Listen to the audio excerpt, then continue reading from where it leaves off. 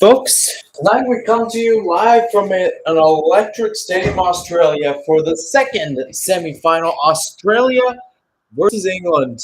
The winner faces Spain in the final. Hello, everyone. I'm Mihir Sinhasan. Thanks for tuning in on what is an early Wednesday morning here in the United States. As we are underway from Sydney, England will be in their all blue kits, blue tops, light blue shorts, and dark blue socks going from right to left. Australia will be in the yellow tops. Let's see. The usual format yellow tops, green shorts, white socks going from left to right. Apologies for not coming on a little sooner. I got a little sidetracked there. With that, we got a new lineup tonight as well to bring to the plate. Collision there in the middle, and it goes in favor of Australia. Sam Kerr caught up there in the process. With that, let's take a look at the starting lineups. We'll start off with Australia with Sam Kerr making her first start of the tournament. Should be up top, along with Mary Fowler.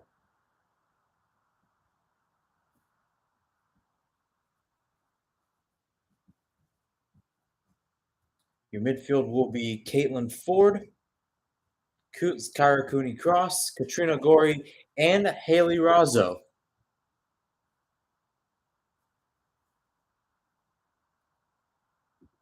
Ball's lifted out towards the right, or rather the left, and on the right-hand side, Millie Bright to knock it away. Already, England knocking on the door early in this one.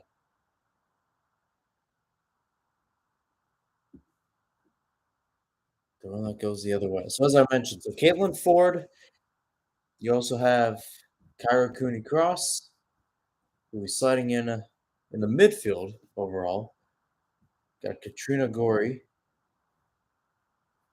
and then Haley Razzo. So that's your four midfield. You've got Steph Catley,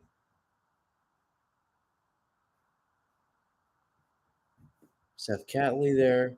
Claire Polkinghorn will be back in the game today. And she'll slide in with Claire Hunt at center back. Ellie Carpenter will play right back. And once again, in goal for Australia will be Mackenzie Arnold. Head coached by Tony Gustafson. Back with England now. Long ball going to be sent forward. All the way forward and intercepted by Australia. Carpenter knocked up in the middle. Throw given towards her favor. So here's Carpenter. Looking for options. Now the ref will blow the whistle. And she'll have to redo that throw-in from the right-hand side. So we talked about Australia's lineup. That's how they're lining up today. Let's see how England decides to line up. They're going in the 3-4-1-2 today. Once again, a very interesting formation. Alex Greenwood, Millie Bright, and Jessica Carter will be your three-person back line. In goal, Mary Earps for goal. And then four-person midfield, Rachel Daly, Kira Walsh, Georgia Stanway, and Lucy Bronze. Ella Toon will be your attacking midfielder. Lauren Hemp and Alex Russo will be up top. And of course, England led by Sarina Wiegman, the same coach that led them to the Women's Euro 2022. Again, one of the few teams in this tournament, probably not named the United States, with a big target on their back, knowing that they got that title and they have a chance to pull off the double. That one headed away there by Hunt out towards Cooney-Cross. And so it continues. Out towards Kerr, seen out there by Carter. Jessica Carter will hold the ball here for a throw-in. 5th minute, still 0-0 between Australia and England. My apologies. I got a little sidetracked. Otherwise, I'd be able to watch this game fully. Nonetheless, We still persevere forward. Australia against England. The winner faces the great Spain. La Roja. What a win that was for them last night as they beat Sweden. All goals coming in the last 10 minutes. First was Sama Barueno in the 81st, Rebecca Blomqvist in the 87th, and then Olga Kamorna in the 88th minute. Sorry, the 89th minute. About a minute after Blomqvist scored to send Spain to their first ever major tournament final. Now, Australia and England, they made a few finals here and there at a major tournament, but this would be the first ever time they have made it at a global tournament. That is either the Women's World Cup or Olympics. So history on the line for both sides. Both teams looking for their first big title. Well, first big title at a global level, I should say. Daly, Greenwood will let this go, and it goes back to Earps.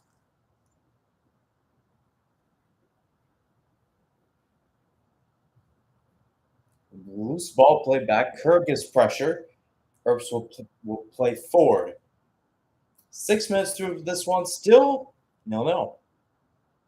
A dancing ball, one back there by Ford, and couldn't play it out towards the left. Rather, it was Gordy. She couldn't play it out on the left, and with that, we have a throw in for England.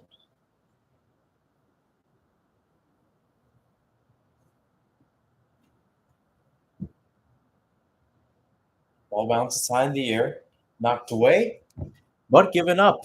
Only for a while. Gore with the good track back. She's going to play a long ball forward, trying to find Sam Kerr. Kerr now in the clear on Mary Earps. Saved by the English goalkeeper.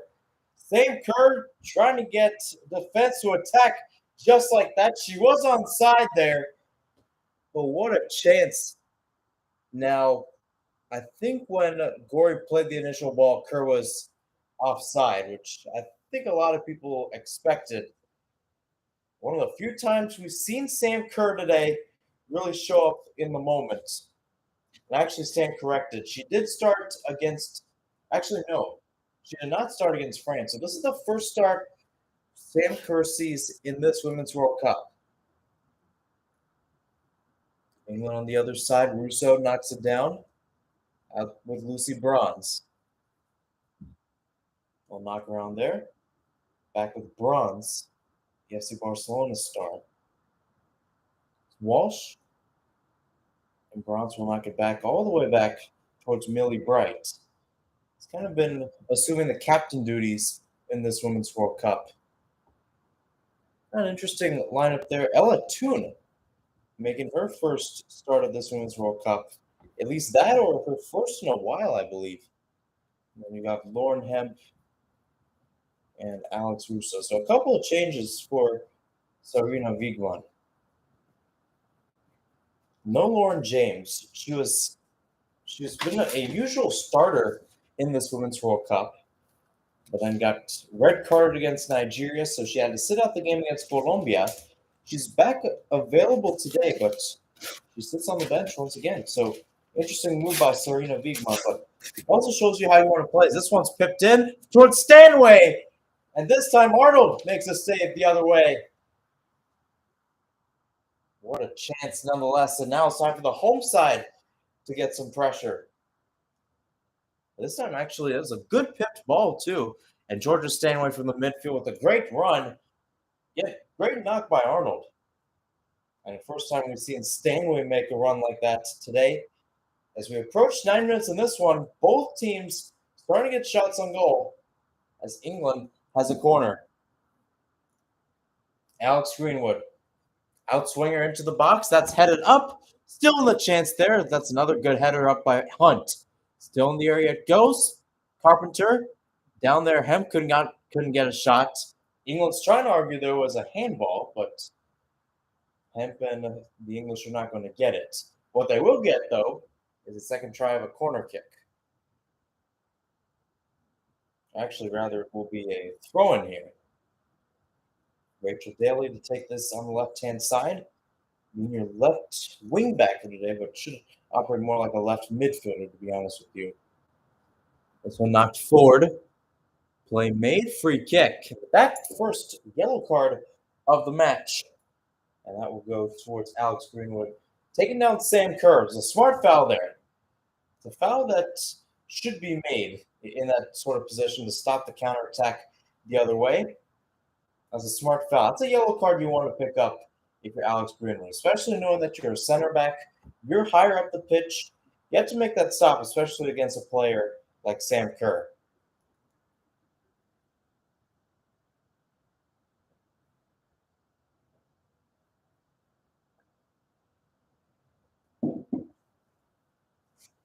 And on the left now. Kerr. Forward. Good overlap and run. Ball sent into the box. Headed away by Greenwood again. Out towards Ford. Into the back line of Australia we go. Pokenhorn. Carpenter. Razzo on the right. Still knocking around. Picked off by Daly. Once again by Walsh, as she'll play back towards Bright in the back line. And then a slower pace of the ball for Carter. As I mentioned, Australia and England with great routes in this Women's World Cup. Both of them surviving a penalty shootout.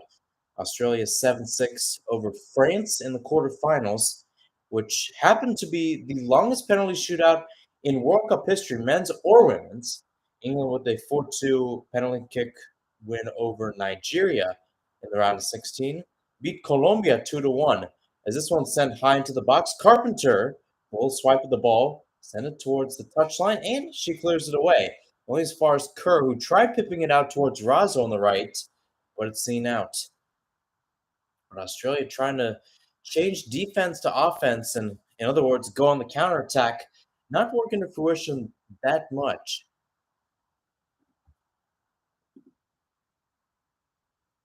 As I mentioned, a lot of changes, if you will, for Australia. Claire Pokenhorn, the biggest one. Highest cap player in Matilda history as Daly sends this one to the box. A deflected chance there. It's a good see out there by Australian Steph Catley, but a dangerous chance once again. Rachel Daly with the service. So close. But it seems like a running Lucy Bronze. Yes, Lucy Bronze there. Making the run as the right wing back today. That's the one thing. So one thing England's been more susceptible of is getting their players forward. You got Daly playing left midfielder and Bronze playing right back. As Greenwood's cross, that one headed up by Stanway and Daly, out for a goal kick.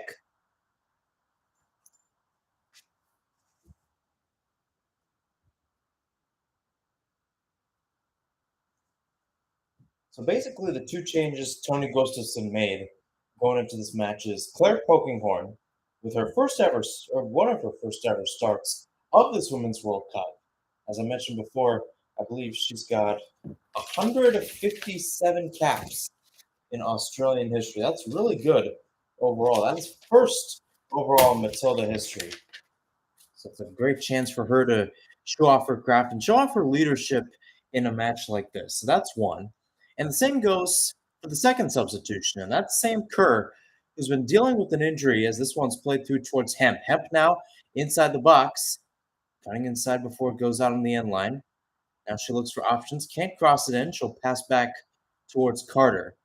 But as I was saying, for the Australia, the second change is probably as good as the first, if not any better, as Sam Kerr checks in.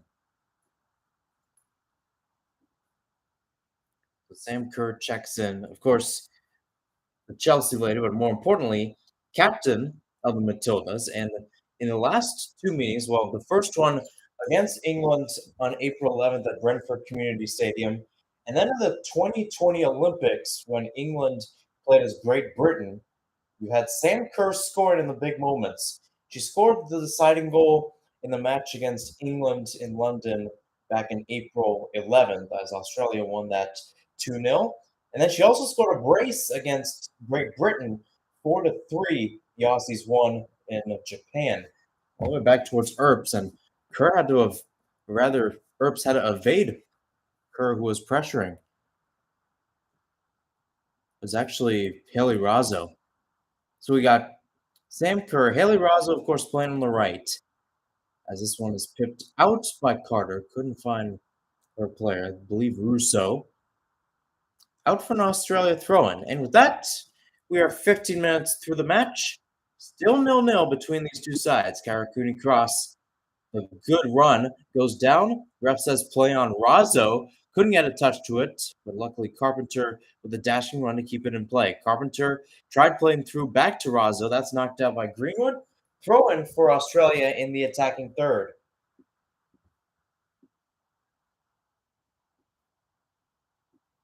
So here's Carpenter once again. So far, most possession going in favor of England, actually. 70%. That's how quick it is. That's how different this is. So here's Carpenter on the end line. Long throw into the box. Couldn't find her player. Back out towards Carpenter. Gorey trying to flip it back towards Carpenter and goes out of the end line for a goal kick. Everybody and their brother, if they're not at Stadium Australia tonight, they're at a fan fest or they're watching this game. It's been an absolute frenzy, pardon me, of how this Australian team and Australia supporter group basically has taken over the country's main base of media. Actually, earlier this week, the Matildas became the second most followed Instagram account in the country. It's kind of big. Second most followed in terms of sports teams. As Hemp pips it out. Toon plays it through. Here's Russo now on the right. Russo's shot is fired into the side netting as she was inside the box, but towards the right-hand side. And just like that, England has a way to kind of thwart momentum the other side. They understand that amongst these 75,000, majority of them are going to be cheering for Australia. You very seldom find any pockets of English fans, in fact. You see the flags, but not too many people.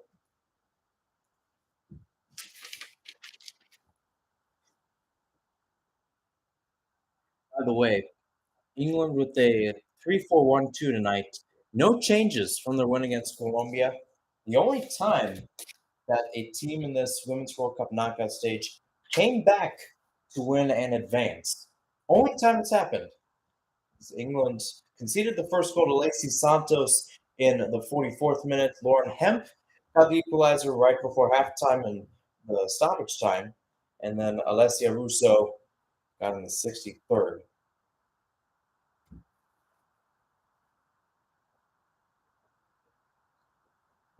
Ooh. Oh, that crutch.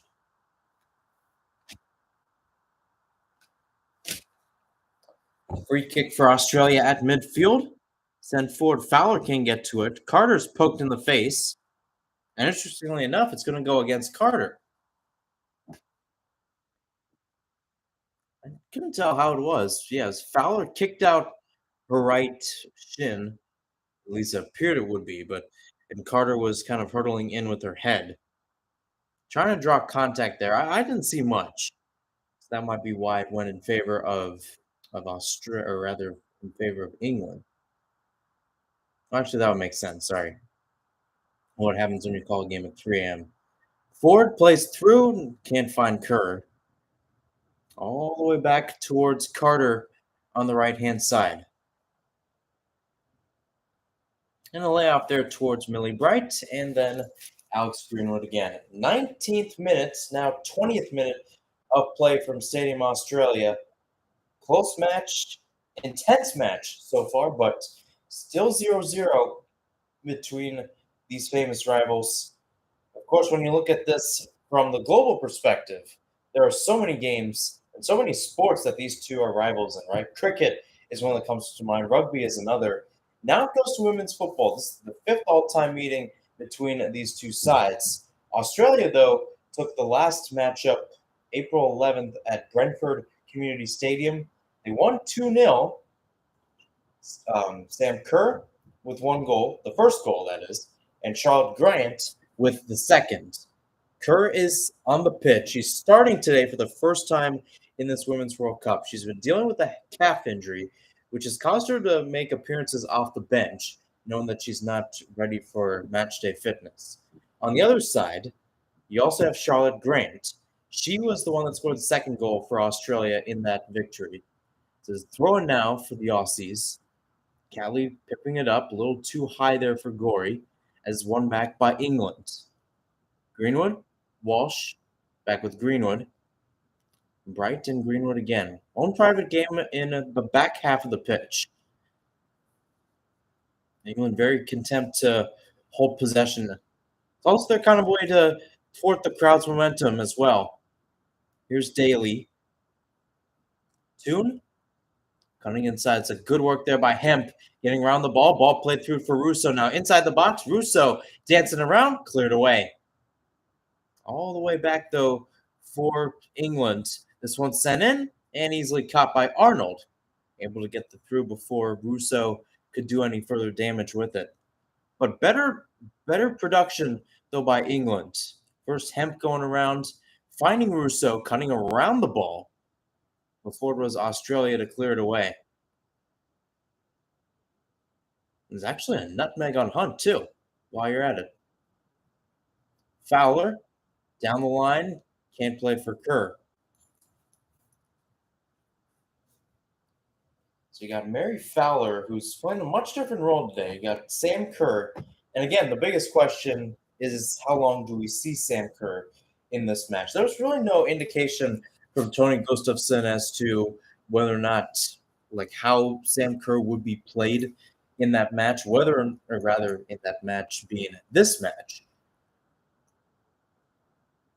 We don't know how long Sam Kerr could be playing. She could be out at halftime. She could be out maybe at the 60th, 70th minute. To be honest with you, that's probably what I would expect. This one's pipped up, brought down by Gorey. Gorey slide tackle there by a Toon, and with that, it's going to be a free kick. Toon got more of Gorey than she did the ball. And not a good look there. Nonetheless. Got 22 minutes and 20 seconds through this one. Australia and England knotted up at 0 apiece. The winner faces Spain on Sunday, and the final loser faces Sweden in the third place match. I'm Mihir Sinhasan, and thanks for tuning in on this early Wednesday morning here in Phoenix, Arizona. Wednesday night at Stadium Australia in Sydney, where this one is taking place. All the way back with Gorey, picked off by Daly. Sloppy play in the midfield so far. Granted, save for maybe one effort by the Aussies where Sam Kerr was offside. We haven't seen Australia really attack goal. And England's had some more chances, but the same could be said. Georgia Stanway with a really good chance after making a run off a through ball, but couldn't get the ball past Mackenzie Arnold. Carter, knocked down, back with Russo. Rolling around. Stanway goes down. No foul called, says the ref. All the way chested down. And now a collision there as Sam Kerr immediately went down, grabbing her face. Jessica Carter's trying to argue there wasn't much.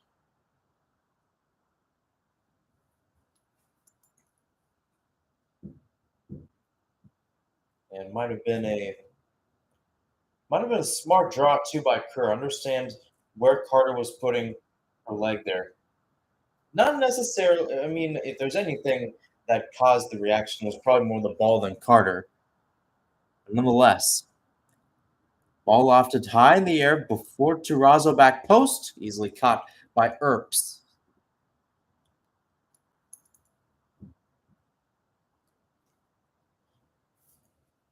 So 25th minute. As I mentioned before, Australia versus England. A lot of different pressure coming through. If Australia wins, it would be the first time the Women's World Cup final would feature two teams that are from outside the top five.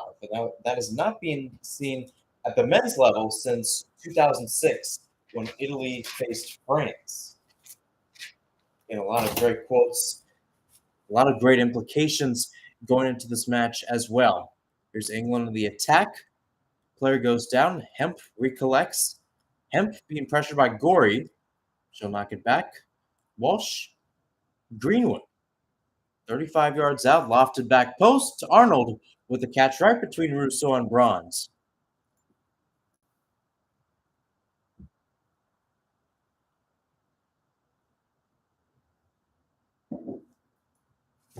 Out on the right.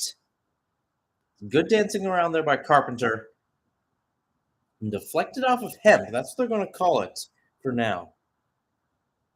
Throwing.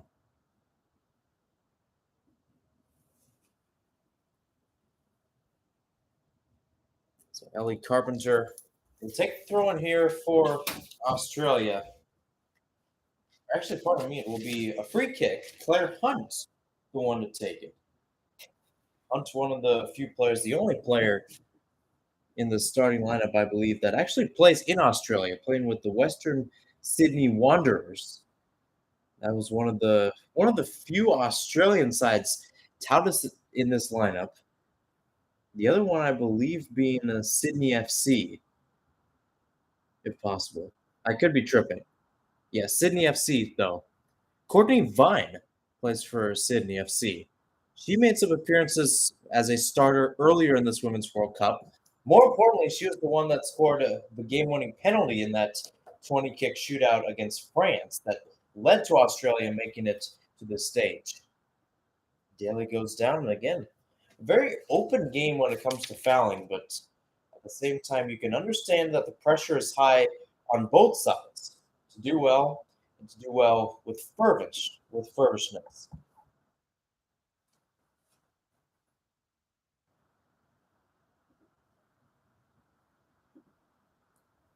So after the tie-up,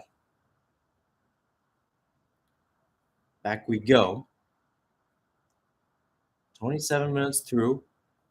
Carpenter with a throw-in on the right. Pipped down by Gory. That was knocked away there by Walsh, and we do it again, once again, on the right-hand side of the pitch for Australia, this time a little bit closer towards midfield. Tony Gustafsson talking over with his fellow assistant. Of course, Gustafsson won a Women's World Cup twice as an assistant of the U.S. Women's National Team. He also got a title for, or rather, he sent Tereso FF as the head coach there to the Women's Champions League final in 2014. Again, a much different Women's Champions League final as it is now, as Barcelona got the victory in that one after creating their women's program. It includes two English players, Lucy Bronze and Georgia Stanway. Gory slid out to the right. Carpenter with some space to work. She's dashing forward at pace. Left off towards Razzo on the right. Razzo, edge of the box. Now going inside of it. Cut away by Daly. The English trying to argue it was Razzo who touched it last, while the Australian holds her ankle there down in the box. Let's take a look at this. Looked like Daly got the last touch to it. Really no questions asked there. Nonetheless, corner kick for the Matildas. So many high players going forward. So many chances created off of corners, including from Razzo. Again, a lot of great players in the box. Caitlin Ford, who scored against Denmark. Mary Fowler, also there, and obviously Sam Kerr. Hasn't been crazy to say this, but this is the Women's World Cup where we have not seen Sam Kerr score. Could have changed here. Catley lifts this one to the box. Crashing run, goes back post, a shot, and it goes wide. Haley Razzo again finding herself in the right place, but couldn't steer it on frame this time. It was deflected, though, off of Lucy Bronze. The fans starting to get the phones out, too. As I mentioned, what a moment this would be for Australia if they can get the win against England. It would be the sweetest victory in their program history, according to ESPN's Joey Lynch. As this one set high in, Razzo can't get to it back post. She's double teamed there as it's headed away. Gory attempts to send it back into the box. but it ends out going up on the end line for a goal kick. And we see an injured Lioness down, and that being FC Barcelona player Lucy Bronze. She'll be held up back to her feet by Bright and Greenwood, two of the three center backs. Again, it was an interesting collision there. Is Razzo going through the back of Bronze? It wasn't necessarily intentional. It just happened the way it was. 30 minutes through, still nil-nil between Australia and England. Again, thanks for tuning in on this Wednesday morning. One of the last live reacts we're doing for this Women's World Cup, and of course, the last two will also be the last ones of this last games, that is, of this tournament. As you got the third place match between Sweden and the loser of this one, and then the final between Spain and the winner of this matchup. Here from Stadium Australia, one of the most prolific places in Australia history, the same place where we witnessed history 23 years ago with the Olympics. That still is one of the largest attendance crowd in Australian history, as this one's pipped forward, looking to attempt, collected by Mackenzie Arnold. As I mentioned, there was a lot of interesting talks going into this match and a lot of memes as well. One of the few cartoons was a very interesting cartoon, and again, if you're not from Australia, like much like myself, you kind of had to do some research. But one of them was actually with Kathy Freeman at the 2000 Olympics, and the way she inspired a lot of girls to go do track and field, especially in the host country of Australia. And the same remains true today with this 2023 Matildas side. As Carter clips it up, picked off by Razzo. Maybe a chance to make the nation proud here. Razzo, 4-on-3, going forward, edge of the box, played out towards Carpenter. Carpenter sends it in, back post, and it's too fiery of a cross, high and powerful. Even Ford on the left-hand side couldn't get to it. Back to England it goes, but a great counterattack for Australia. A team had been kind of lurking in the back there, not too many chances until there. Ellie Carpenter, the right back, a little too high. Sam Kerr, of course, the main target. Knocked down all the way back towards Razzo. Laid off towards Fowler, edge of the box. Gorey sliding to keep possession. Ends up giving it back towards the Lioness. Daly, chested down, laid off by Russo. Toon. And away we go again. An interesting 32 minutes, 32 and a half minutes, to say the least. Australia and England, of course, both teams looking for their first appearance at a global final. Both of them have had plenty of experience getting to a final in their respective divisions and in their respective continents. England has made 3 women's Euro finals, looking for their 4th final at a major tournament. Australia vying for their 12th, but all of them have been either at the AFC Women's Asian Cup, AFF Women's Cup, and OFC Women's Cup, back when they were OFC at the beginning of their time as a program.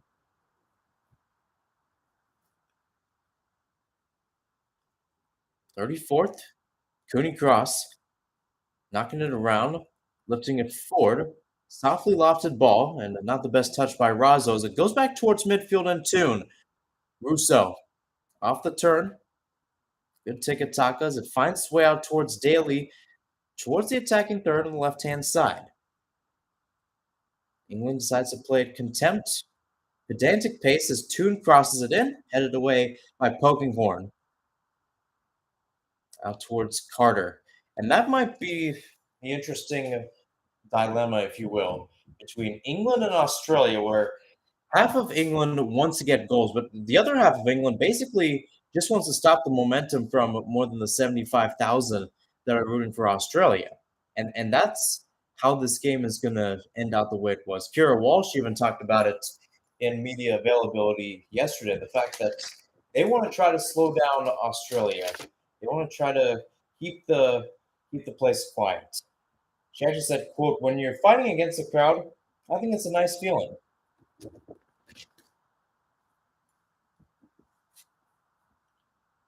Bright Greenwood at midfield. Russo with the check, back towards Greenwood, and back towards Bright it goes. Back in the midfield circle. Walsh back with Bright. 35 minutes through this one, 10 minutes plus first half stoppage time remaining. Here's Daly again, knocking it around, and that's been the English philosophy.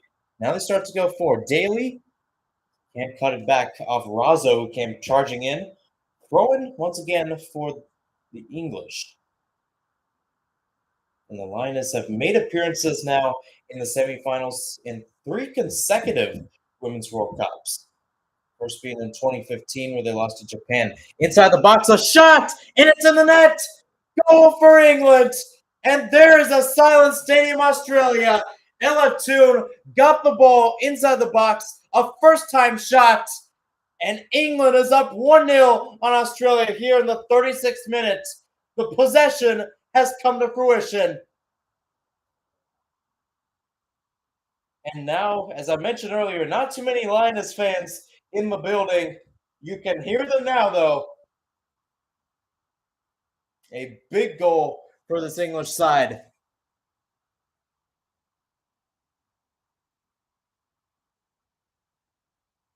And again, a great build up there. Just laid off by Hemp. And again, Ella Toone, first time.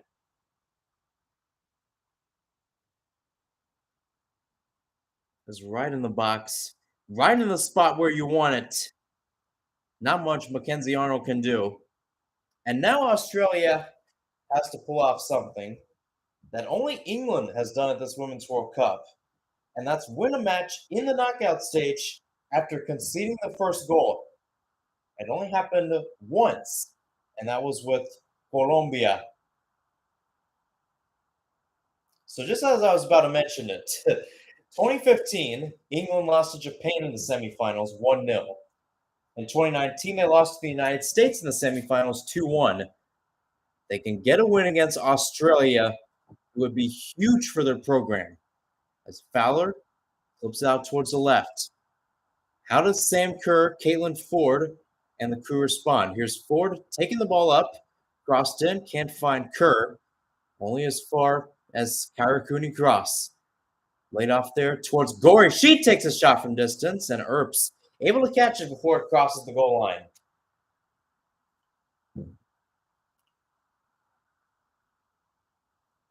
Again, so the beauty as it is. And a good goal down the stretch as well. That's a goal that for England, too.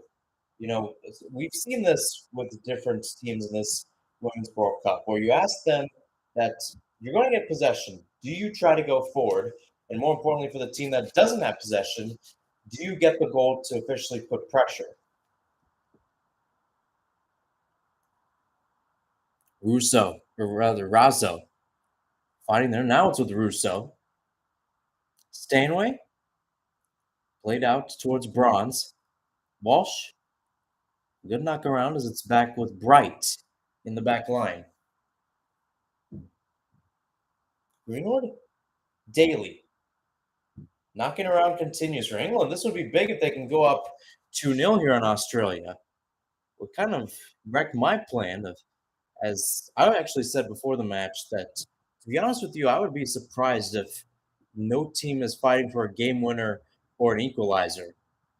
1-0 in favor of England here in the 39th minute. Ella Toone with the goal just about a few minutes before in the 36th minute that gave England hope.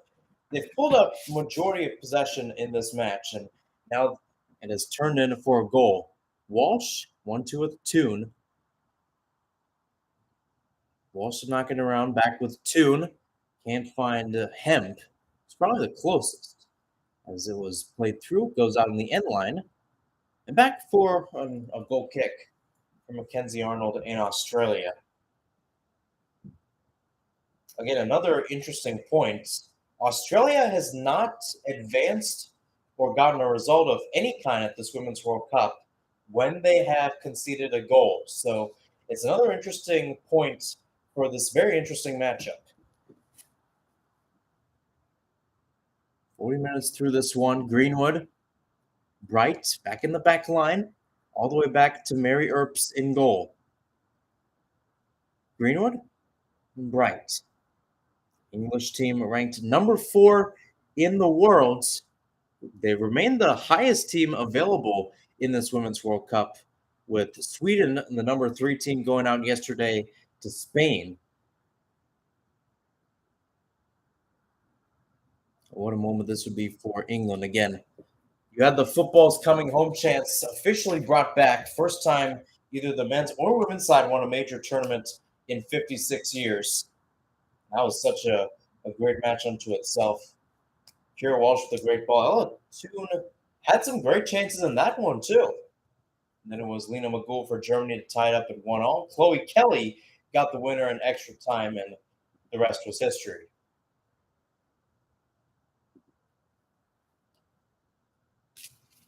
What you can tell. But it goes back to what I was saying with ESPN's Joey Lynch, where he said basically if Australia can beat England, it would be such a sweet victory. But if they lose to England, it's going to be one of those feelings that just sullies what was a fantastic Women's World Cup for Australia. Fowler played fuller, Razzo giving chase for the ball.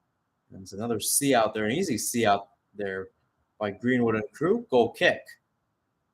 42nd, and Sam Kerr and crew need to try to get something going, maybe even before half, but either way, we got a few minutes here in the first and then 45 in the second plus stoppage time. Try to get an equalizer to keep their hopes alive.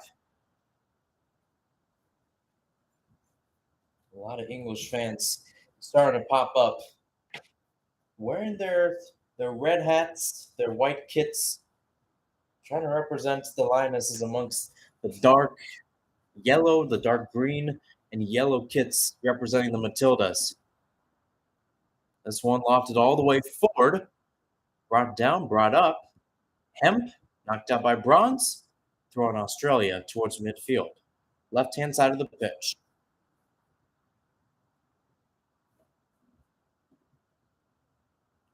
Kerr, off the turn, left off towards Cooney Cross, taken from behind by Russo, and slowly but surely back with England. Here they go the other way. Toon playing through for Hemp on the right. Hemp up against Hunt. Left off again. Walsh in towards Russo. Russo can't get a chest down to it, but Toon will track it down on the left-hand side.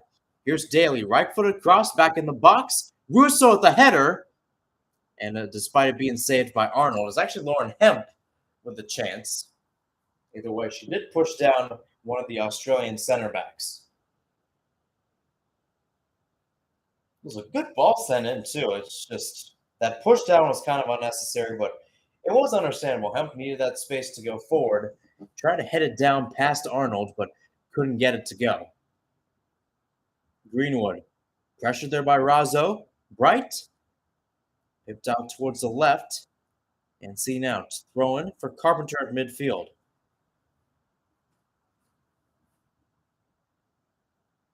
Played back there by Hunt. 2-goal. And out on the left-hand side for Steph Catley. Wore the captain's armband for a multitude of games in this Women's World Cup. Now it's back to the first captain, Sam Kerr. In the hierarchy of Sam Kerr 1, Claire Polkinghorne, I think, slides in either second or third, and the other one there is Steph Catley. Ellie Carpenter out on the right. She's got good speed. She's using it here as she finds Razzo on the right.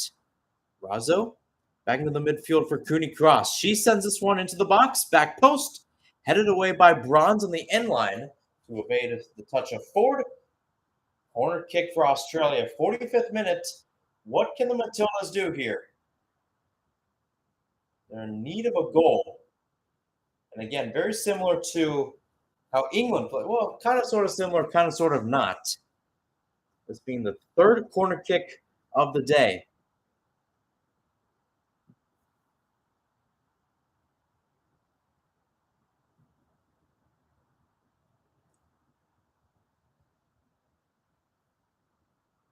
In swinger into the box, headed up by Daly. Fowler with the header back, headed up by Carter, and Earps will collect there with a little run to seal the deal. About 12 minutes, 12 seconds, I should say. Well, stoppage time left. 1-0 in favor of England. And it was Ella Toon with the goal.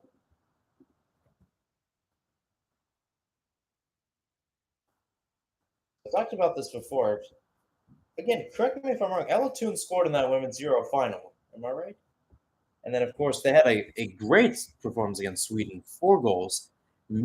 Beth Mead, Bronze, Russo, and Fran Kirby. Kirby's not on the squad this year. Neither is Beth Mead, who's out with injury. Just Lucy Bronze and Alessia Russo. Yes, I was right. Ella Toon scored the first goal in that women's Euro in last year at Wembley Stadium. Out with Ford on the left, trying to play through towards Fowler, bustling her way through, able to get to the ball. As we're in the first minute of stoppage time, about 20 seconds left before the whistle blows. Catley into the box. Kerr can't get ahead to it. Carpenter can't get the rebound. She'll get out to the right, fighting with Hemp, and Hemp able to win the battle there on the left-hand side for England. Last touched off Carpenter, throw in for the Lionesses. Still in their half of the pitch though. Steph Catley so close to connecting with Sam Kerr over there. It's a little too high, and again, Haley Razzo in the middle. It's crazy how Razzo's inserted herself, leads the team with 3 goals in this Women's World Cup. And with that, we've reached halftime here from Stadium Australia. 1-0, England leads at the break, courtesy of a goal by Ella Toon in the 36th minute. With that, I'll take a quick break and be back for the second half here in just a few moments. Stick around, folks. You're watching my live reacts and live commentary of the 2023 Women's World Cup right here on YouTube.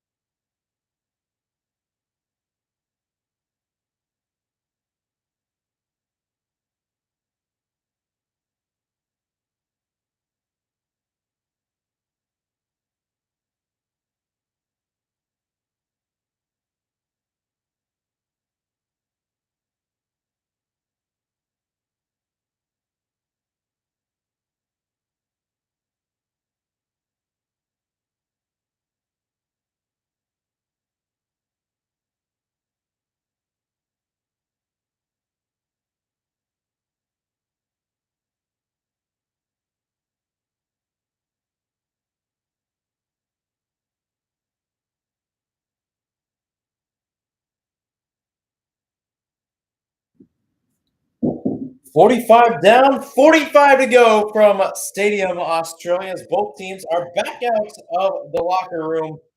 England up 1-0 against the host Australia, on their way as it is right now to their first ever Women's World Cup final where they would play Spain.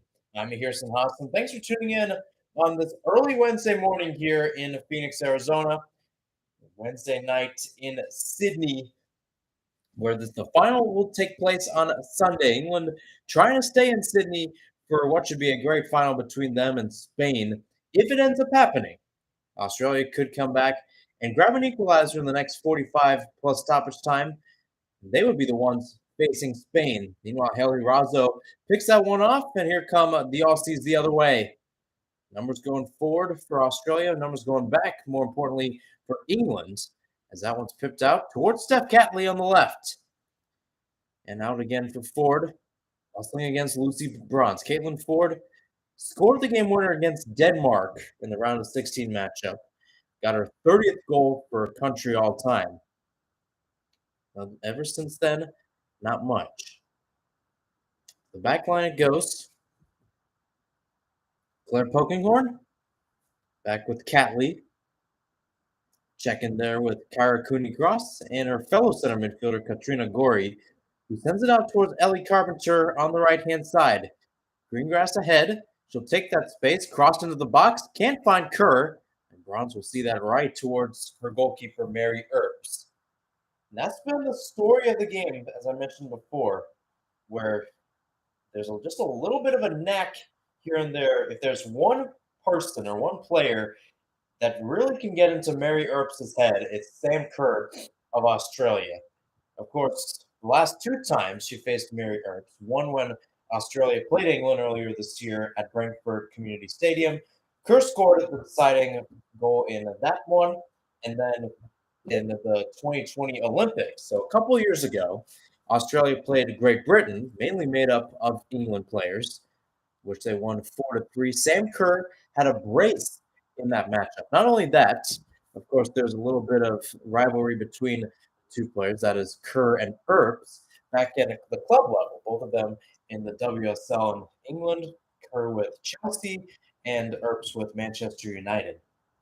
So these two know a thing or two about going at each other. So far, Kerr has been held scoreless so far. Held scoreless throughout this entire Women's World Cup, which is understandable knowing she didn't play a single minute of the group stage. Which I mean, obviously that's probably is going to be a what if for Australia. I think should they go out is what if Sam Kerr was entirely healthy? Maybe she gets more things going forward. Maybe she's a Golden Boot candidate. But as it is right now, the only what if that stands is what if they don't get a goal against England? What if they get a goal against England if they end up losing this? Cooney Cross out towards Carpenter on the right. Once again, a lot of space to work through. Going forward again, out towards Haley Razzo. Razzo check towards Mary Fowler at the edge of the box. Fowler crossed in towards Ford header, and Earps will easily catch that upon the bounce. Well, even not a bounce, sorry. No bounce needed. Good build-up, too, by Australia. They found a way to respond out of the break. They realized they were going to get the ball soon. They needed to get possession soon. And that's what's really dictated the pace so far. And that's probably what Tony Gustafsson said to his girls at halftime. Because as it was, I don't think it was necessarily the goal that killed Australia. It was the possession. 65% in favor of England in that first half. 7 shots, 2 goals. For a longest time, too, Australia did not have a single shot. Meanwhile, England had about 5 shots with one of them on target. And that's the key for Australia. Hold possession of the ball. Make every possession part meaningful. Kerr knocks towards Fowler. Edge of the box. Fowler dancing around. Inside the box, left off and knocked away there by Running Bright. Gorey taken down by Toon. No foul, or rather Stanway. No foul called. Russo back towards Jessica Carter. Kira Walsh picks her head up and sends a long ball forward, trying to find Toon, who tries to keep it in play. was knocked out by Claire Hunt, and kind of a little errantly too. It was right about going out of bounds. Let's take a look at this challenge though. Katrina Gorey going down. Kira Walsh with again another great ball, but perplexing move at the end by Hunt. The ball was going out either way, and I was surprised. I don't think Tuna would have gotten there despite her kind of going neck and neck for it. The ball was just running at such a quick pace as it was. So nonetheless, 51st minute here from Stadium, Australia. Another corner kick for England. Greenwood from the near side of the pitch. Sent in too high for Millie Bright, who was the closest to it. Goal kick for Australia. No changes at the break for either side, as it is right now. Again, we could see those changes later, but even in some matches, again, Australia try to pip the bench. Obviously, I mean, when you have a match go to penalty kicks, you want to try to pip the bench. You want to try to get players in who can make it. Didn't make much though. Only 3 changes. You did get about 5 in this Women's World Cup. That's been the standard since COVID, really, where in most matches you get 5 substitutions.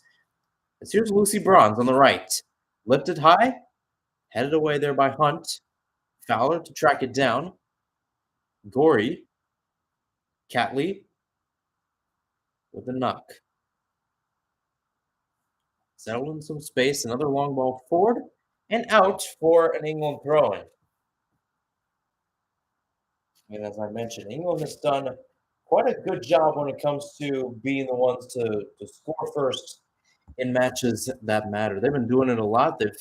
Save for the one against Colombia, they've been doing it quite a few times. I'm trying to find stats if I can. It was the last time England coughed up a lead.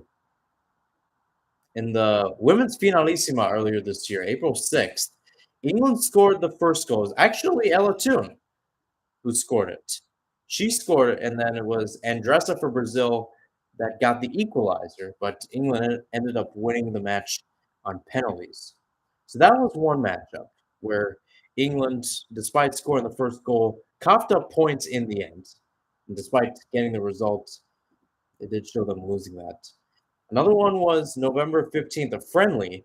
Rachel Daly got in the 33rd minute, and Manum for Norway got the equalizer. And at the time, Norway was actually down a player as Sundstavol got sent off. So a lot of interesting notes of when England has coughed up a lead. Like, obviously, I could be criticizing them a little too much. You could play that card, which I think would be understandable, but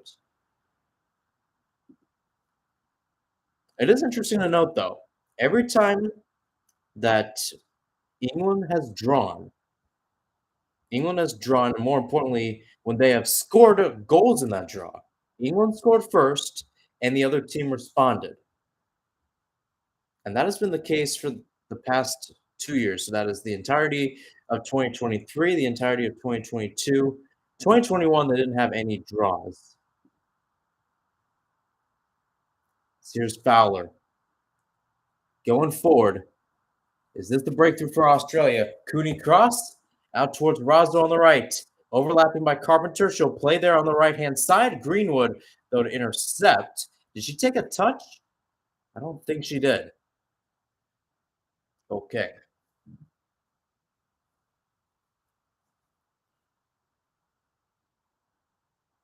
I'll tell you that. It's a good combo. It's a very good combo.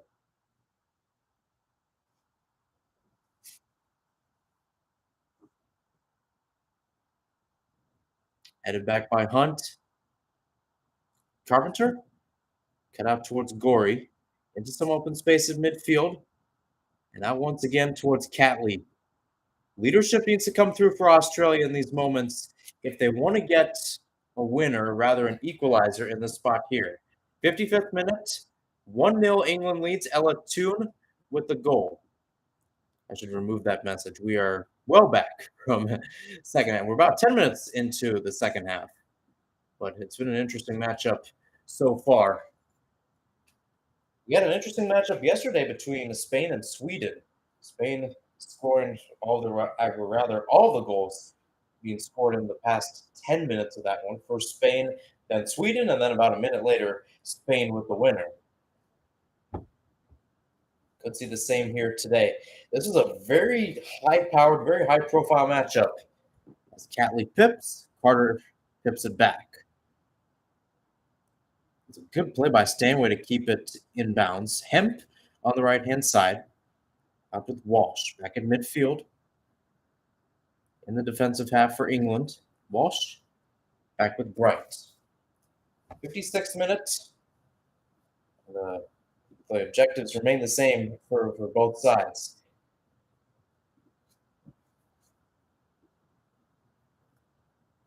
All the way back towards Millie Bright, the captain. If you want to know an interesting fact too about this Women's World Cup is the fact that you have Miyazawa of Japan. She's got the Golden Boot as of right now with 5 goals. And again, the active player that was closest to her was Amanda Ilstedt of Sweden. Now, Sweden will be playing in the third place game against the loser of this one. And obviously, Ilstedt could end up getting that 5th goal. But it is interesting to note the fact that the Golden Boot winner could actually be a quarterfinalist. I mentioned this before, but the 8 players who have won the Golden Boot, or rather have gotten at least a share of the Golden Boot, 6 of the 8 have represented their team in the final of that Women's World Cup. 6 of the 8, or rather, I should mention it was that. Meanwhile, Hemp from outside the box, saved by Arnold. Again, a great chance by England was just hurling right outside the box. It was chested down there. Hemp with just an easy touch fresh off Russo. And again, a little bit of a volley too, but oh boy, a cracker just parried wide by Arnold. Good save there by the Australian goalkeeper. So speaking of goals there in the moment, just when we were on the topic of goals. That is interesting, though. So what I was mentioning is 6 of the 8 teams won the final. 2 of the 8 went to the final. It was Marta and Sun Wen for China in 1999. Ball sent in, header just wide. Millie Bright, the one leading up to get it. Again, one of the taller players on the pitch for England. And again, good chances overall. And I don't know if I'm in the liberty to say this, but it almost feels like from what we've seen these first few moments out of the break, it almost seems like it's flopped. Yes, England's still getting the balls, and they're still getting the touches and the chances, but so was Australia in the first half. But very similar to Australia in the first 45, they're not holding possession as much. And I expect that to be the case as Earps leads it off towards Carter. Kerr was pressuring close to her face. As Carter's ball pipped, Hemp can't keep it in play. Almost ran into the big camera there on the touchline. And it's another throw-in for Australia.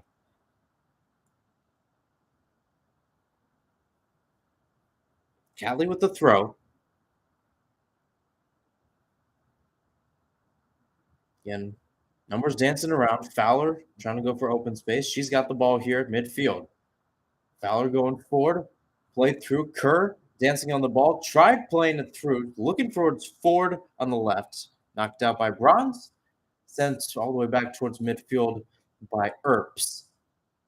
A little bit of miscommunication there between Polkinghorne and Hunt, but Polkinghorne plays it back towards her goalkeeper, Mackenzie Arnold. Mackenzie Arnold has made a few saves. Obviously couldn't do much on Toon's goal, which as of right now is the difference in this one. But nonetheless. So as I mentioned before, England has never coughed up a lead. In the 2020s, they have never coughed up a lead after scoring the first goal. Now, they have coughed up the lead to get a draw. I should say coughed up the lead in the sense that they lost the match. So they have never lost a match after scoring the first goal in the 2020s. But they have coughed it up before in terms of getting a draw. It happened in 2019 too against Belgium. But yeah. The last loss they had after scoring the first goal was to Norway in 2019, as this one's crossed into the box for Australia. Too high, too far for Razzo. Daly sees it out. Will be a throw in deep in the defensive third. So in that matchup in 2019, Georgia Stanway scored the first goal, and was Manum and Graham Hansen, with the next two that gave Norway the victory in that one. So throwing out, once again, in the defensive third, Daly to take. Knocked down towards Russo. Good combo between Russo and Hemp. Those two playing the two striker roles, if you will, the two forward roles in this one. Gory, Catley, dancing around. Long ball pip forward. Good bring down by Kerr. She finds Ford from the pass back. Back towards Kerr on the right hand side or left hand side. First time cross. Clipped up there by Daly. Cadley backed up towards Kerr. Right footed cross. Headed away there by Greenwood. Carpenter couldn't get a touch to it. Here's Gory though. Played in towards Carpenter on the right hand side up against Greenwood. Greenwood attempting to see it out. She'll knock it. Look like it will be out on the touchline. So throw in for Australia. Tony Gustafsson likes the play so far. Clapping towards his players, telling them to get forward. The Australians are starting to get more energy involved in this one as well. Carpenter, Fowler, edge of the box. Fowler left-footed cross, cleared away. Once again by Greenwood. Greenwood, Bright, and Carter, your center backs back there. The way this match is going, they could get a pretty big raise. I mean, if they need raise in other ways too, but to be honest with you, they need a raise after this. Here's Bronze. Back in the attacking third, Stanway. And England goes back to kind of that pedantic yet purposeful type offense, as I mentioned in the first half. They want to try to get a goal, but more importantly, they want to try to keep possession. You can mention it right now. You have more than 75,000 in the stands right now cheering for Australia. You get the ball, all that goes down. When they get the ball back, you get the energy going. And here comes Sam Kerr. 1-on-2. Ford making a run to the box. Kerr from outside the box takes it in the net. Goal for Australia. The captain, Sam Kerr, with her first goal of the Women's World Cup. An absolute beauty from outside the box. 25 yards out. And now the crowd is back in full force. 63rd minute, and we are back to square one. The English killer strikes again. And she's walking back to the huddle saying we're not finished. How about that run? First off, how about that run? Second off, to take it herself, it's a 25-yard shot. And all of a sudden, and I said it before, Sam Kerr is taking words out of my mouth. Not literally, but figuratively. As soon as she gets the ball, she gets that outside the box, an absolute beauty to beat Mary Earps. And for the third consecutive match, I believe, I got to quote that, but for the third consecutive match against England, Sam Kerr has scored. What a moment, too, to get it. 63rd minute of play.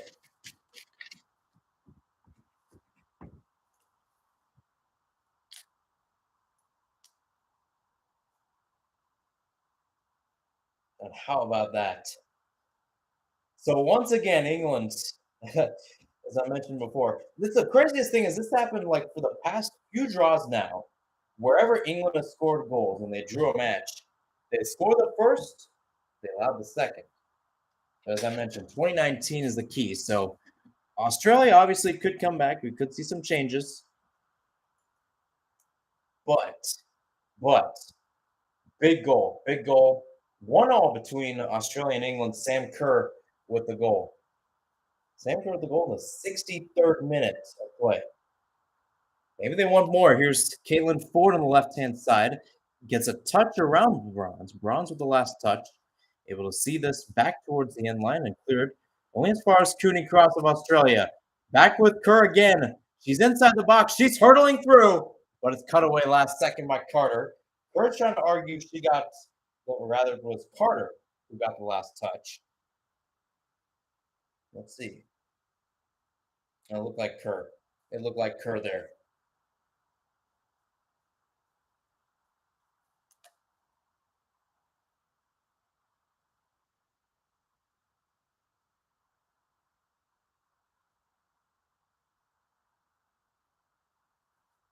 Cooney cross from the left-hand side.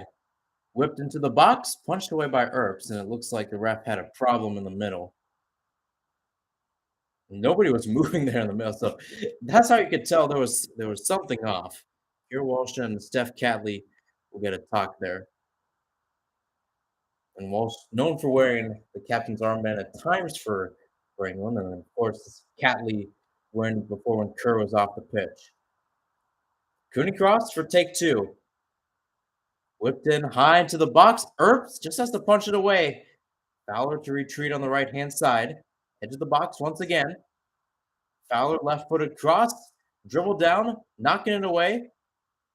Only as far as Razzo. Or rather, only as far as Hunt, I should say. Cooney cross again. Left-hand side, attacking third. Crossed in, another header, and this one saved. Kerr so close to a brace there. And now you can tell the energy's there. You can tell why England kept possession. Because this is what happens when you get Australia. Tony Gustafsson mentioned this in his media availability interview yesterday, where he basically said, here's the thing. England is the favorite on paper. They've got much better results. They've got much better competitions. They have a higher FIFA ranking. Their players are at much better clubs. A lot of their top players are at top clubs, both in WSL and in Europe in general. A lot of our players are in mid-level clubs in Scandinavia and in Australia.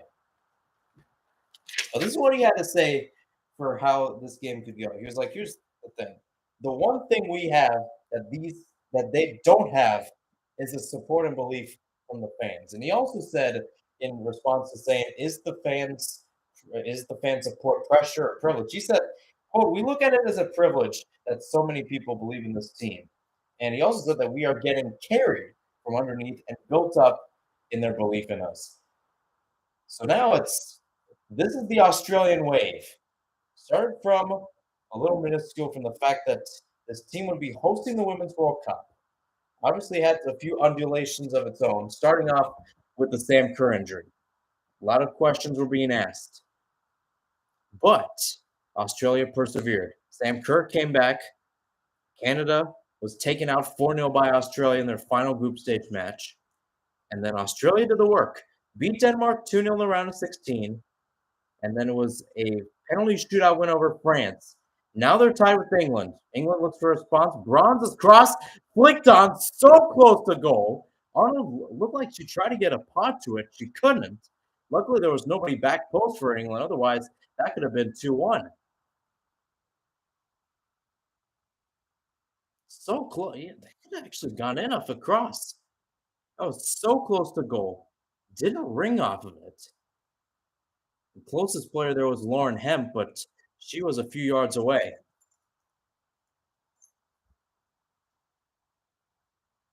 69th minute. About 21 minutes or so, plus stoppage time remaining. Australia and England tied one apiece. Ella Toone with the first goal in the 36th minute. Sam Kerr with the second in the 63rd. Yes, 63rd. A little backwards there, 36th and 63rd. Hemp on the left, on Carpenter. Crossed in. Russo header, back post. Just wide.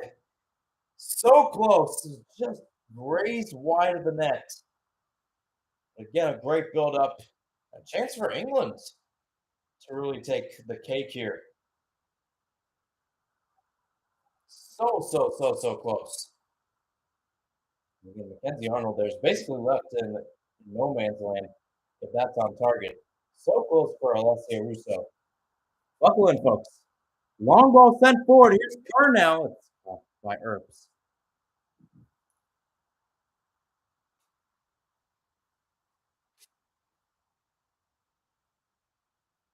Well, if you thought a Women's World Cup semifinal like this would be fun, you've come to the right place.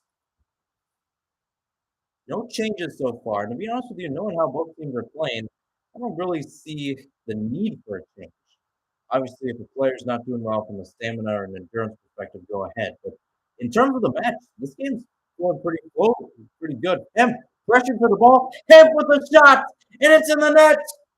She stays with the ball, then went inside the box, and she's able to get a poke off.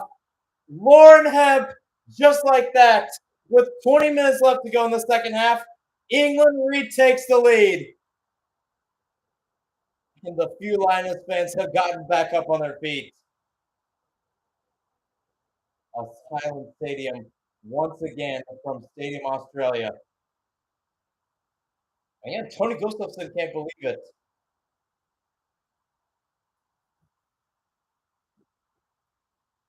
And it was a great ball. Hemp just stayed with the pressure. Again, you had two players. Ellie Carpenter was the closest for a chance. She just whiffed on the ball. And again, she couldn't pass back to Arnold. She just cleared out, and Hemp just stayed with it. Unfortunate for Australia, but what a great chance for England. So Lauren Hemp.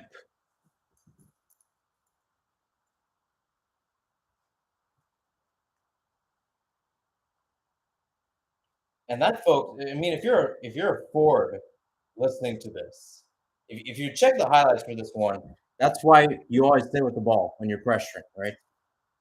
Forward cross deflected off Bronze, and looks like she took a knock to the face. Will be a corner kick for Australia. So we had two before the break. We had Kerr there, and then the 71st minute or so. We'll call it 71st right now. We had Lauren Hemp with a goal as it stands right now. Yes, so Hemp with a goal, England up 2-1. So maybe it's Sam Kerr, as I mentioned before, the English killer. Third consecutive time she has played either England or Great Britain where she has scored a goal. That's pretty impressive. To put in perspective, this is only the fifth all-time meeting between England and Australia. Lucy Bronze will get some treatment on the touchline. So for the moment, England will be down a player. 73rd minute, Cooney Cross to take it from the left-hand side of the pitch.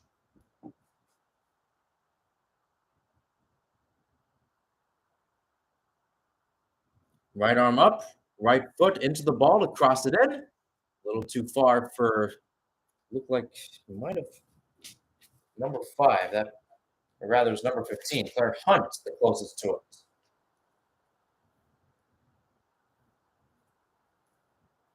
How about this run too by Sam Kerr?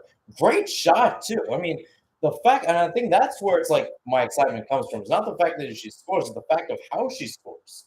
She takes it herself, doesn't pass it off to Ford, and takes it from 20 yards out.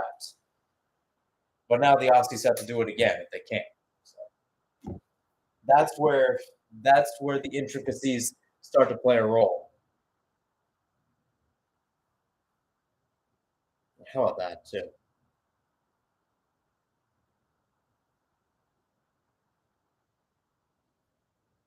74th.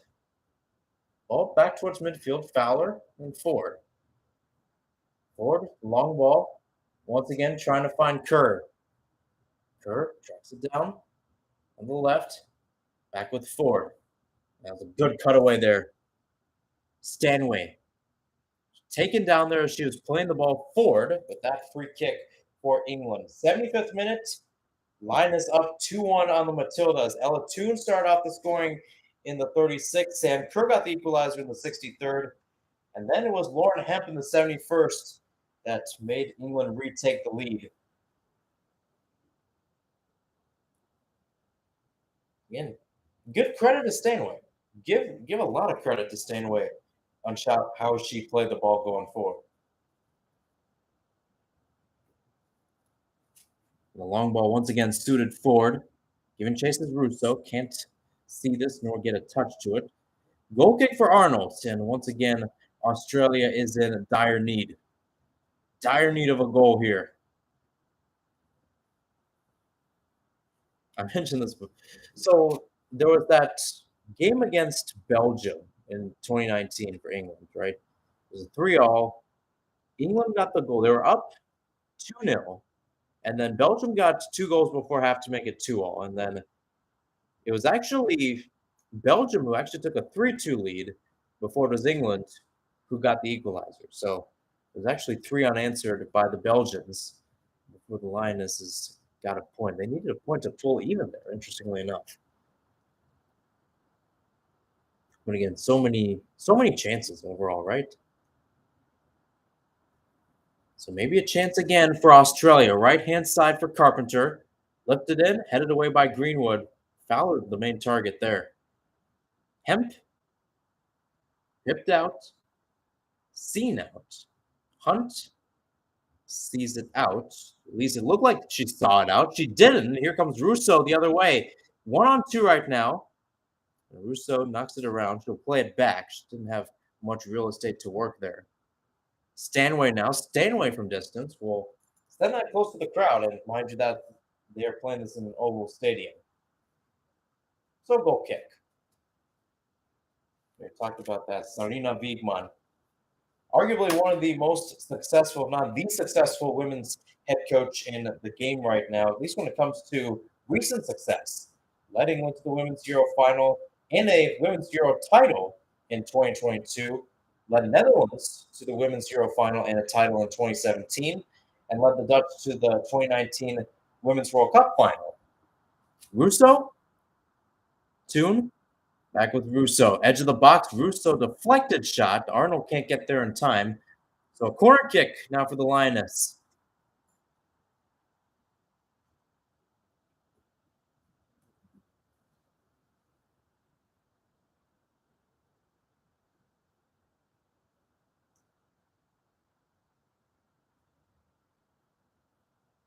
Five corners today for both teams.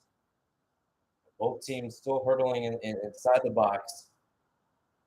Set pieces have been quite an interesting tactic. Obviously, more common with Spain and Sweden, the teams we saw yesterday. But even for England, they've got their chances a lot. Greenwood from the corner, brought in, bright header off target. Goal kick. 78th minute, and I think more importantly, and obviously I think this is more of a credit to the match than it is to stamina. This has been a very free-flowing match in the second half for both sides, really. I mean, both sides with a chance to get a goal, England to get an insurance, Australia to get the equalizer. There's really no need to bring in substitutions. It's a long ball sent forward here for Razzo. Great bring down. Razzo finds some space in the open side. Can't play towards Kerr. Greenwood to intercept and clear. Only as far as Carpenter, who knocks it around. Kerr to knock it back. Bronze heads it down. Ford just was hurtling there on the back post, couldn't get to it. And England once again will keep the pedantic yet purposeful possession. Bronze. Carter.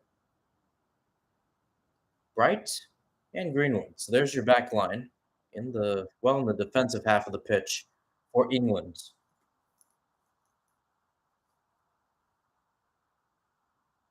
So long ball sent forward for Carter.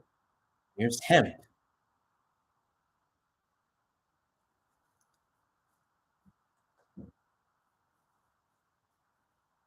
At 79th, approaching the 80th minute of play here from Sydney, Australia. 11 minutes plus stoppage time left in this one. As I mentioned before, England has never made it to a Women's World Cup final. This is their third consecutive appearance in a Women's World Cup semifinal. Australia, going into this Women's World Cup, and only won one knockout stage match. They've got two already, and three would send them to their first ever global final. Hemp, knocking it around. Stanway, Walsh, pipped up, knocking around. Bronze, out towards Hemp, who tried to juggle. Now it's out with Bronze on the right. Bronze setting it forward, caught by Arnold, like a wide receiver in the end zone. Arnold tried to get it off, and it looked like Russo was getting in her face. She'll just get a talking to there by the ref. Not much else.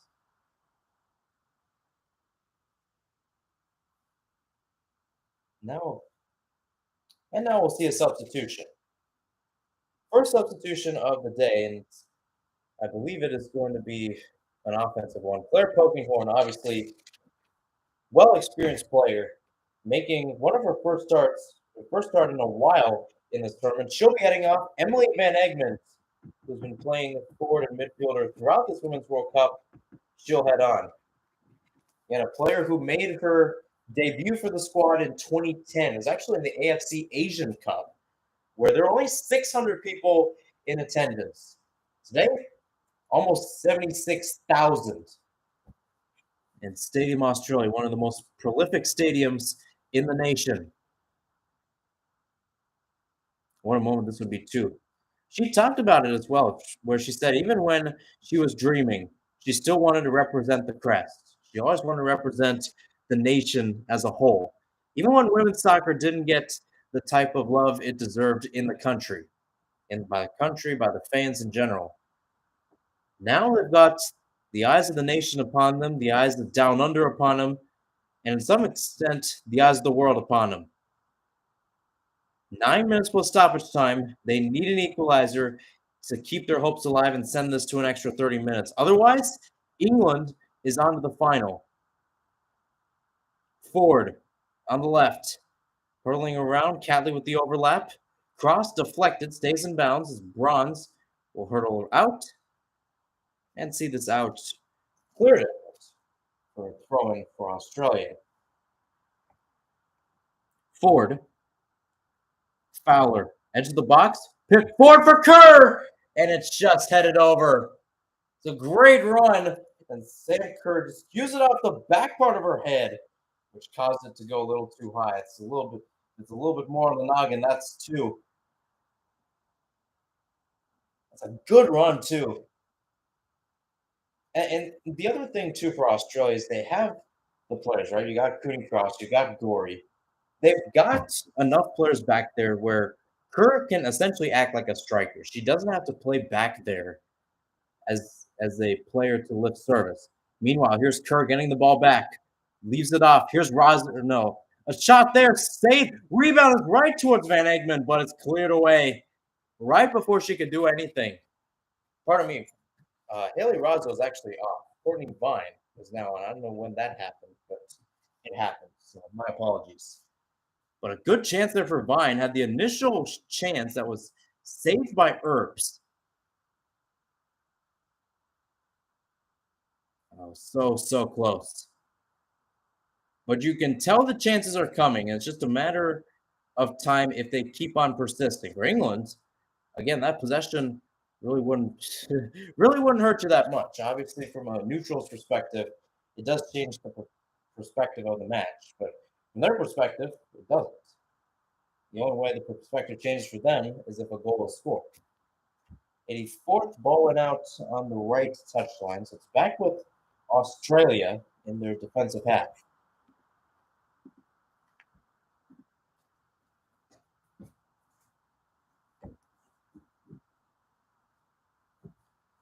Out on the right, Carpenter in a foot race for a while on Toon, out with Vine on the right. Vine against Daly, played towards Fowler in the middle. Fowler edge of the box, her shot deflected up and out of play. Corner kick for Australia. 6 minutes plus stoppage time left.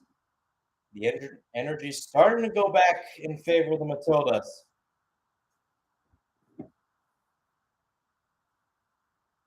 Catley to take from the far side of the pitch. 75,000 plus inside Stadium Australia. Once again, a tie for the most attended football match in women's soccer history in Australia. Ball sent in. Earps one punch. Rebound is put off target. Sam Kerr again with a chance. And Tony Gustafsson can't believe it as well. Yeah, let's take a look at this. Earps essentially just had to get a pot to it. This time it's a volley by Kerr. So close. Just put to the right. And I think Sam Kerr knows it as well.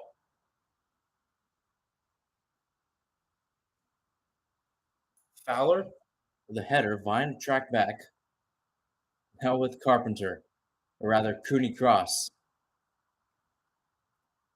Hunt, and now with Catley. Long ball sent forward. That one's headed away by Greenwood. Again, looking for Vine and for Fowler, although Fowler's played more as an attacking midfielder role in this second half. Meanwhile, here's England. Hemp going the other way. It's a 3-on-4 right now. She's got Russo on the right. Plays it towards Russo. Russo now in the clear, and it's in the net. Goal for England.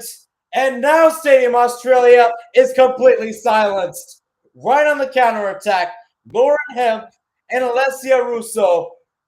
Tears are starting to be shed as Alessia Russo silences the crowd. England up 3-1 here as we approach stoppage time. And that is what you call a Lioness counterattack. Stone cold in the heart of a Sydney night. And now Australia is in real trouble. And the way that it changed on a dime, too. I think that's the other fact that people don't credit. I mean, first off, Hemp with a great run. And that's where you get that open space. And it looks like Russo was onside, well onside actually there. First time shot in the clear for the most part. And a great split pass too by Hemp to just split the defenders as Catley couldn't get caught up with it. Russo first time. So I guess I stand corrected. I said this before the match, and I think I said it during, where one of these two teams is either playing for an equalizer or a win. I was wrong.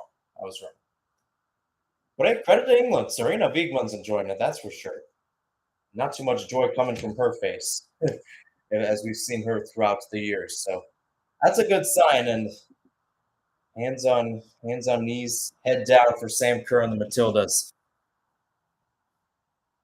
So now 3 minutes plus stoppage time. Again, it's possible. It's possible, but it would have to be a miracle. As it is right now, England is on the final. Would be a rematch against Spain. And it's a good curtain call, nonetheless, for Alessia Russo. As she'll head off. Chatting it up on the side, so she'll head off. Chloe Kelly is now in the match, so a little change there.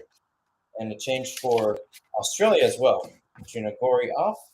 And heading on will be number 8, Alex Chidiac. First time we'll see the Racing Louisville player make an appearance at this Women's World Cup. So a good nod to Tony Gustafsson there. In a big match, she gets the moments that matters. And it will be interesting, too, to see who gets a start for Australia in that third-place matchup. Going into this game, you had 1, 2, 3, 4, 5, 6, 7 players who had yet to make an appearance for the squad at this Women's World Cup. Again, a good group of players, guys. Simon, Ivy Leuk also there, Nevin, Charlotte Grant, like a few. Actually, I think Grant started. So, nothing for Grant. And now you've got Chidiac. So, pardon me, Chidiac actually did make an appearance earlier in this Women's World Cup. But nonetheless, a good chance for the Racing Louisville player of NWSL to make some appearances. And a great rivalry, nonetheless, between England and Australia, as we have about a minute plus stoppage time remaining. Again, this isn't talked about a lot, but there's a lot of connections between the two sides. So you've got Williams with Robinson at Brighton, Catley and Ford with Robin Moy and Russo at Arsenal, Kennedy and Fowler with Roebuck, Coombs, Greenwood, Morgan, Hemp, and Kelly at Manchester City, Simon with England at Tottenham, Kerr with Hampton, Charles, Bright, Carter, and James at Chelsea. That's actually an interesting point. No Lauren James yet. We enter stoppage time. 4 goals in this one. First started off by Ella Toon in the 36th minute. And then it was Sam Kerr with the equalizer in the 63rd. A golazo from outside the box as we see Toon head off in this one. And another nod to the players making some appearances in this one, as will be Charles coming in for England. So Naeem Charles and Leon Charles getting much needed action. It's always great too when you're in a moment like that. You want players who didn't show up, right? You have 23 players on your roster. You want to make sure they play at this great tournament. This is the biggest stage for women's football, right? You want to make sure they play. Of course, Tony Gustafson truly has that opportunity to award a lot of people. I mean, Simon, let's see how she's doing from an injury perspective. Although she's been doing better since that debacle against Nigeria. Wheeler, Nevin, Luke, and then Micah and Williams are some other interesting options for Australia in that third place game on Saturday, should they choose to go there. Excuse me. 5 minutes left in this one. Again, football, it's still a while. They've got to beat Spain for it to be coming home, but at the same time, knowing how, excuse me, knowing how it resonated in the men's side in 2018, in the Euro 2020, and now it's resonating in the women's side. Of course, it came home in the women's Euro last year. They have a chance to make it global at the end of this one. And you'd also have to think about it from this perspective, too, where you have Sarina Wiegman led 2 teams to a women's Euro title, led 1 team to a Women's World Cup final in 2019. Of course, that loss to the United States was pretty bitter, and I think she understood that. So here comes Australia the other way. Carpenter now, edge of the box inside of it, laid off, now Strangle in the middle, Charles taken down, and Daly will clear. Cooney cross. Oh, good evasion there. Her cross, though, blocked away by Kelly.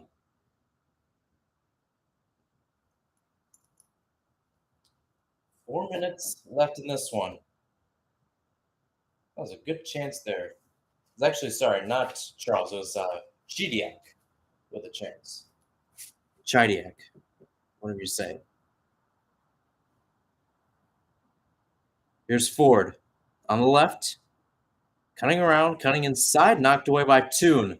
Toon automatically sending this back towards Australia's side of the pitch, although it's out for a throw-in. And you have to give credit to the fans. They're still chanting. Some of them silent right now, and understandably why, but at the same time, it's going to have a bitter loss. It will be a bitter loss for Australia, especially knowing the hope that Sam Kerr and crew gave. As here's Ford rattling around. Catley fighting with Hemp as it rolls over towards the end line. Hemp trying to keep it there. It stops right before getting there. Strangle made, and it looks like Hemp won the challenge as she draws the free kick.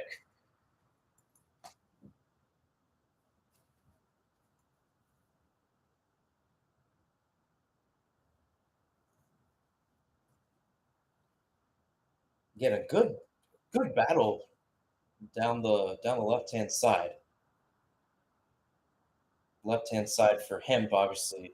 Right-hand side for Catley, although they have had some interesting battles over the years.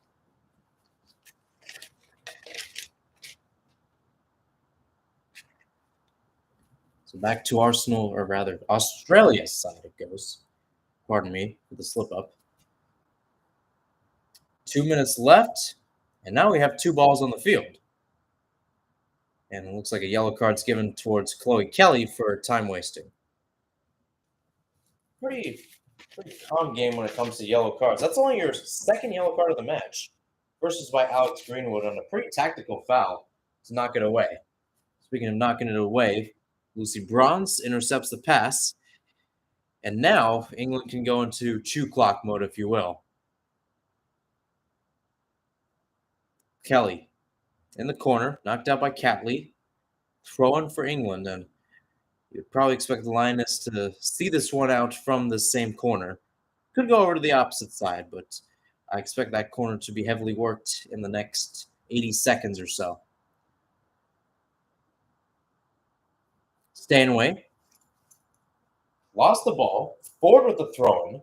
Ford trying to take it quick and immediately bangs it off an English player. So now it's time for take two. Time she finds Fowler, and now Catley. There's Fowler again. Long ball sent forward, intercepted, sent all the way back into some open space. Another throw in for Australia. Less than a minute to go before 6 minutes through stoppage time. So give credit to England for how they've done. Give credit to Australia as Kerr can't get on the end of that long ball. Mary Earps was there. She's telling all her players to get forward. Time to get Chukluck. Kira Walsh mentioned it. She wanted to quiet the Australian crowd, and they've done it many times today simply from holding the ball and then 3 times via the goal. This one's pip tie. Bronze can't keep it in play as it goes back towards Australia. Entering towards 6 minutes, and there's the final whistle. England has silenced the nation of Australia as they take the Matildas out of the Women's World Cup, out of championship contention. 3-1 the final score here from Stadium Australia. And more importantly, the Lionesses are going to their first ever global final. What a moment there for Sarina Wiegman. She becomes the second head coach. Yes, the second head coach to lead 2 teams to a Women's World Cup final. For Sam Kerr in Australia, a well put up effort, even from the captain herself, but it ends out in a loss. Australia will take on Sweden in the third place matchup. England will have a rematch against Spain of that Euro 2022 quarterfinal. England won that match 2-1 at Brighton Hove Albion Stadium. Could they make it a second victory in the Women's World Cup final? You'll see that on Sunday. We will have the live reacts for both of those 2 matches right here on YouTube. Sweden versus Australia in the third place game, and then Spain versus England in the final. For now, I'm Mihir Sinhasan. So long, have a great day, and stay safe.